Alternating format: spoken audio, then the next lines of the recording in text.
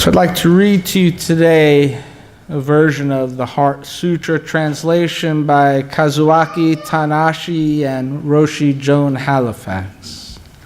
Avalokiteshvara, who helps all to awaken, moves in the deep course of realizing wisdom beyond wisdom, sees that all 5 streams of body, heart, and mind are without boundary and frees all from anguish. O Shariputra, who listens to the teachings of the Buddha, form is not separate from boundlessness. Boundlessness is not separate from form. Form is boundlessness. Boundlessness is form. Feeling, perceptions, inclinations, and discernments are also like this. O Shariputra, boundlessness is the nature of all things. It neither arises nor perishes, neither stains nor purifies, neither increases nor decreases. Boundlessness is not limited by form, nor by feelings, perceptions, inclinations, or discernment. It is free of the eyes, ears, nose, tongue, body, and mind. Free of sight, sound, smell, taste, touch, and any object of mind. Free of sensory realms, including the realm of the mind. It is free of ignorance and the end of ignorance. Boundlessness is free of old age and death, and free of the end of old age and death. It is free of suffering, arising, cessation, and path, and free of wisdom and attainment. Being free of attainment, those who help all to awaken abide in their realization of a wisdom beyond wisdom, and live with an unhindered mind. Without hindrance, the mind has no fear. Free from confusion, those who lead all to liberation embody profound serenity.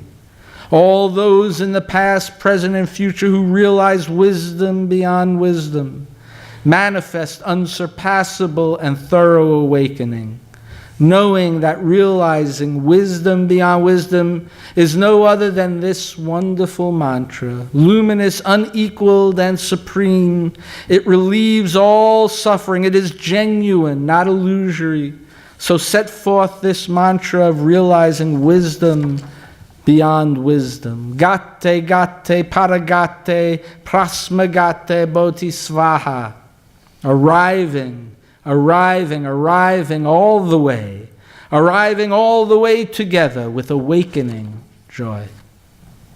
End of reading. Now, I've spoken in the past about the story of the Buddha. Some of you may not have been here. You heard a short version with the children today about his journey to end suffering and understand life. Now, he was an ascetic for a time, denying himself the pleasures of the world.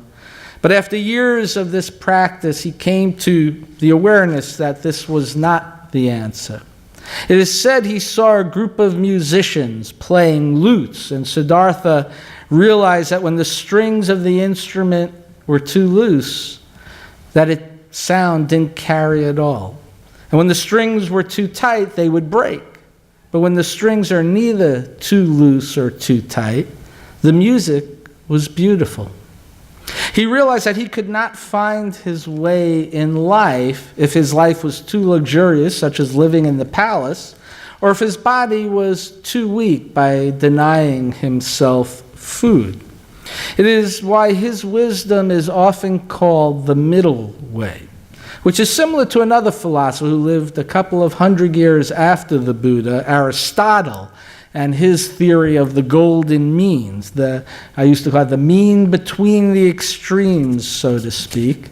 And you'll see here, not a compromise necessarily between two extremes, but a better, higher course of action that brings together the necessary amount of each condition for the best outcome. So you'll see the two extremes. Compromise is sort of where they're still on the same level, but the middle way is where they can raise themselves up. So Siddhartha vowed to sit in meditation until he found the answers that he sought. And when he found the answers, he spent the rest of his life teaching it to others. And those teachings were passed on through the oral tradition and were first written down some 300 or so years after his death. There have been numerous translations and interpretations as the teachings first traveled from India to the rest of Asia, and over the last century or two, it has expanded to mix with Western culture as well. And although we often, when we think of Buddhism, we think of a meditation practice, like the meditation practices we have here on Monday and Tuesday night, maybe from different teachers, but there actually is an abundance of Buddhist writings. And it's been said that Christians love God, but Buddhists love lists. And that's probably one of the reasons I'm attracted to Buddhism. I love lists, right? I make lists all the time. And among the Buddhist teachings are the following lists: the Four Noble Truths, the Noble Eightfold Path, the Three Dharma Seals, the Three Doors of Liberation, the Three Jewels, the Four Immeasurable Minds, the Five Fears, the Five Aggregates, the Six Paramitas, the Seven Factors of Awakening, the 14 Mindfulness Trainings, just to name a few. Growing up in the Reformed Jewish tradition, I only had 10 commandments I had to worry about, But this is much, much more complicated than that. And many of the writings also included in what are called sutras, which we often see translated as scriptures, but a more accurate translation is the word thread, such as in a thread that runs through everything. And so today I shared with you one of the shorter but well-beloved sutras, the Heart Sutra, that seems to encompass many Buddhist ideas and teaching in just a short writing. The one I read is a more modern translation. In this translation, they use the word boundlessness as opposed to replacing the word emptiness in most of the older translations. So what do we mean by emptiness or boundlessness? Well, I like the story that there's a Korean Zen missionary, Sung San, who tries to explain it by a way of an example of a chair. So here's a wooden chair, right? It's brown. It's solid and heavy. It looks like it could last a very long time. You sit in the chair and it holds your weight. You can place things on it, but then let's say you light that chair on fire and leave. When you come back later, the chair is no longer there. This thing that seems so solid, so strong, so real is now just a pile of cinder and ash, which the wind blows around wherever it blows. And this example shows just how the chair is empty. It's not permanent, abiding thing. It's always changing. It has no independent existence. Over a short or a long time, the chair will eventually change and become something other than what it appears. So this brown chair is complete emptiness. But though it always has the quality of emptiness, this emptiness is a form that you can sit in, the chair, and it will still hold you up. Now, boundlessness is not limited by forms, by feelings, perceptions, inclination, or discernment. And although we are not chairs, we too are impermanent. And that is a lot of what the Buddhist teaching is about. Everything is impermanent, and we become attached to people, to things, ideas, imagining them as permanent. Our suffering is caused by our craving, our yearning for an outcome that may or may not happen, and for a permanency that definitely will not happen. We all change. We all eventually die. We humans, just like the chair, we have no independent existence other than ourselves. And perceiving this aspect of our reality therefore shows us it matters how we live. The Buddha teaches us to live in the present moment. The great Zen master Dogen said, and I quote, "Each breath we take is a great miracle." end quote. And the risk, I have to admit, there is a risk to this attitude of impermanence, that one can fall into a sort of nihilism, right? That if nothing is permanent, then we can do anything. But if we can accept that all of us are in this together, that we are not in some way any more special than the next person, and that we are of this world in the here and now, I see that as a calling to us as a place of radical interdependence. There is a certain irony, of course, that we call ourselves Unitarian Universalism, a sort of oneness of things, right? And that we also say we are a pluralistic religion.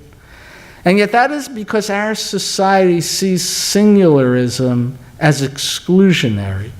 Most religions, right, they always say it's only one way. This is our way, right? But we say there are many ways, and that is the one way. And that is similar to the Buddhist view, really, of the world, that it is a unified whole transcending all individualistic phenomena. So within singularism, within Unitarianism, there is a pluralism.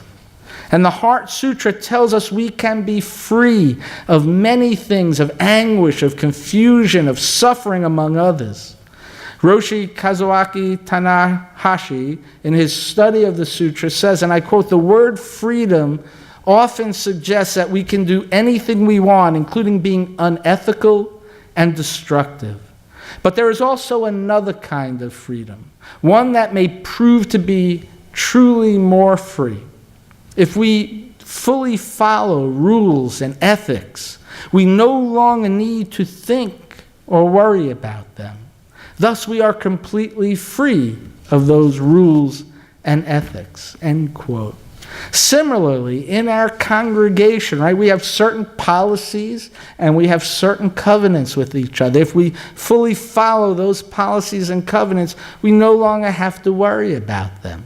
And that allows us to be even more creative without it leading to chaos. Freedom is not possible in chaos.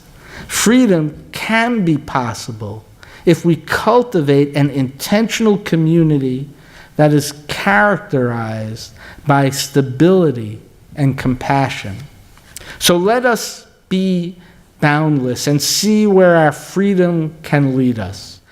Let me respectfully remind you, life and death are of supreme importance. Time passes swiftly and opportunity is lost. Let us awaken, do not squander your life. So first, let me just say a bodhisattva is someone who attains the wisdom of a Buddha, but instead of experiencing nirvana, chooses to remain in human form to help others discover their Buddha nature. Now, I was at the Zen monastery this summer. We would chant this every night at the end of the sitting meditation. And it took me a couple of days, actually, to fully understand the words that they were chanting. But sometimes I find just the act of chanting can sometimes just take me out of my head and into my heart. And of course, there is always a little nostalgia as it reminds me of chanting the Hebrew prayers in temple as a child. Creations are numberless. I vow to free them. There's so much opportunity in our lives and in the world for the creation of beauty and wonder. But we have to be intentional about awakening that within ourselves and others. What is it that opens up the doorway to a full life for you? What are the hindrances on our path to creation and freedom? Perhaps if we look closely enough, we will see that sometimes the hindrances are the path to freedom. We often want to get rid of our hindrances, but they are a part of our nature sometimes. And that's what we have to wake us up with. The thing that's in our way is what wakes us up. And that is the mirror with which we reflect into. Like the fall coming in and changing the color of the leaves, and then winter taking those leaves away, and then in spring creating new leaves. There is a season in each of our lives through which we have to or are sometimes forced to change and grow, and by recognizing it for what it is and embracing it is how we can build character. Such a culling and a recreation is how we can learn to perceive reality. But we often have to go to the edges of the precipice to see our hindrances clearly. And it is from the edges that we awake, not from playing it safe. I have often chosen to have a life that takes me to the edge because I know that is where I must go to be awake, where I feel most alive. And I wanted to awake, and I want to continue to awake from and transform the delusions of life that tell us that things are more important than people. I want to awake and transform the delusions that tell us any individual's chaotic freedom is more important than the safety of the whole, such as students' freedom to live without being shot. I want to awake and transform the delusions that creates an image of self and self-centeredness over compassion for others and a sense of interdependence.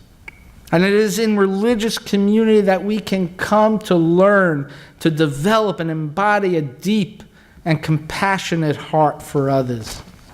And that is what the Heart Sutra means to me when it says wisdom beyond wisdom. That there is a certain knowing within the depths of our souls of what reality is.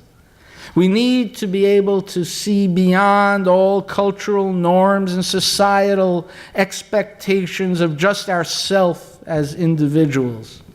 I found it interesting in my study to learn that there are some cultures that the word for mind and heart are actually the same. So imagine if our thoughts were led by our heart. But wisdom beyond wisdom also sometimes makes me think of Nietzsche's phrase, beyond good and evil.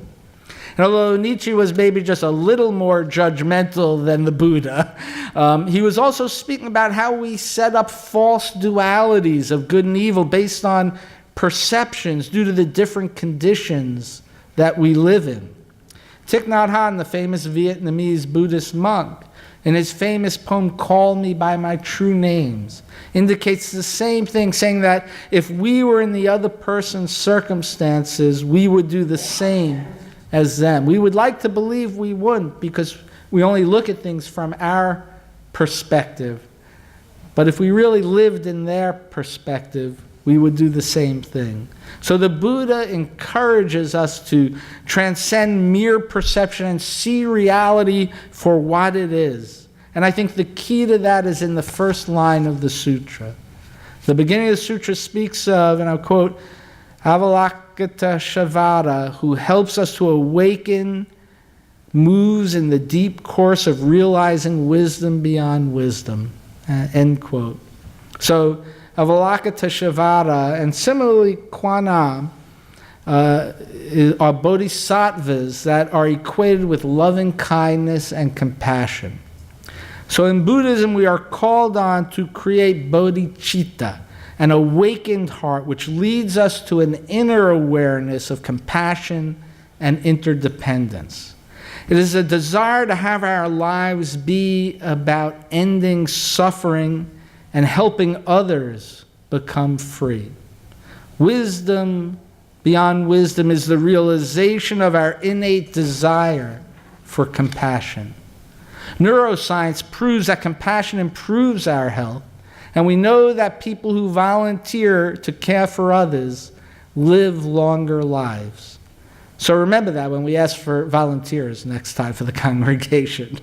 But it takes intention and it takes practice to cultivate bodhicitta. The Western Buddhist teacher Jack Cornfield says, and I quote, "True practice is a revolutionary activity, and you can't do it in a comfortable way. You have to challenge the identity of your life." End quote. We have to have the courage to remain open to meet the truth of our experiences and to face our fears. So one of those Buddha's lists was the 5 fears. So the Buddha, and he said the fears were of losing our life, losing our mind, losing our livelihood, losing our reputation, and surprisingly for someone who spoke to the masses, he also said fear of speaking before a public assembly. We may not be able to eliminate fear altogether, but let us recognize it for what it is. Sometimes too little fear can be a dangerous thing as well. But we cannot let fear consume us. Let us recognize that fear is not the only emotion within us. Our journey to freedom requires us to have a warrior-like courage to be present for fear while not allowing it to stop our compassion. Let us find that middle way between fear and courage. And when the road gets hard and we can't see the way forward, let us say, Gate gate paragate prasmagate bodhisvaha. Arriving all the way together with awakening joy. May it be so.